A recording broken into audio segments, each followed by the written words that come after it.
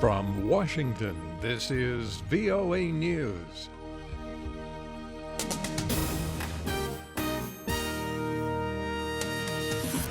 I'm David DeForest reporting Belgian authorities say the number of people killed in last week's Brussels attack has been revised down to 32, excluding the 3 suicide bombers.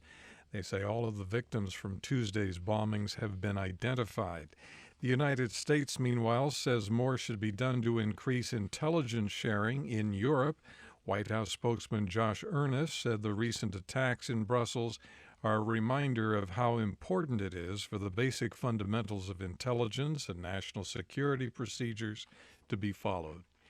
Greek police patrolling the country's northern border fought Tuesday with several hundred migrants, many of them fleeing war in Syria. The migrants had been blocked from crossing into Macedonia.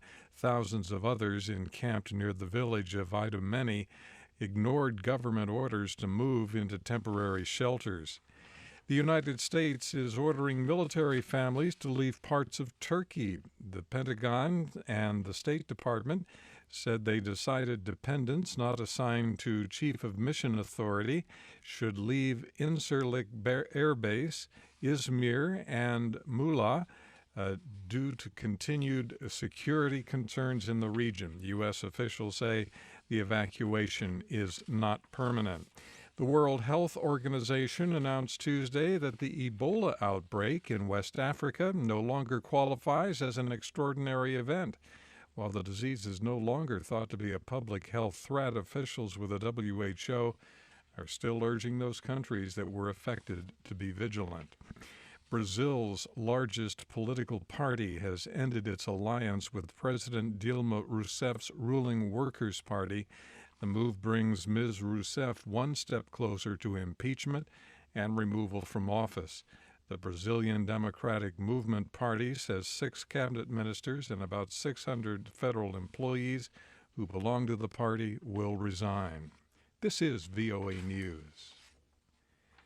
A man who hijacked an Egyptian passenger jet and forced it to land in Cyprus has been arrested, and Cypriot authorities say all passengers and crew are safe. Edward Uranian reports. The final captives on board the hijacked Egypt airplane were seen exiting the aircraft on the tarmac of Larnaca Airport after a tense standoff inside the plane. Cypriot authorities insist terrorism is not the cause of the Tuesday incident. Cypriot media reported the hijacker, identified as Saifuddin Mustafa, wanted to speak to his former wife, who lives in Cyprus. Edward Uranian, Cairo. Authorities in Pakistan have detained more than 200 suspected Islamist militants. The arrests come in a major crackdown following the deadly Easter suicide bombing in Lahore. The attack at a crowded public park targeted Christians. A breakaway faction of the Pakistani Taliban claimed responsibility. A military spokesman says intelligence agencies, along with regular and paramilitary troops, are also carrying out operations against suspected sleeper cells. Terrorist के sleeper cells, hideouts, उनके facilitators, abettors, financiers. These located in several cities in Punjab state. A new U.S. political survey shows Republican voters continue to favor businessman Donald Trump for the party's presidential nomination by a wide margin over his 2 remaining challengers.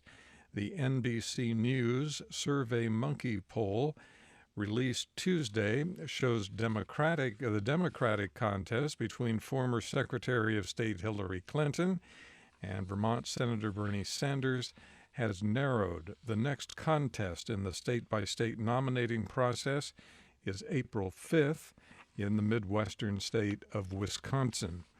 The campaign manager for Republican presidential frontrunner Donald Trump has been charged with simple battery over an incident in which he is alleged to have grabbed a female news reporter.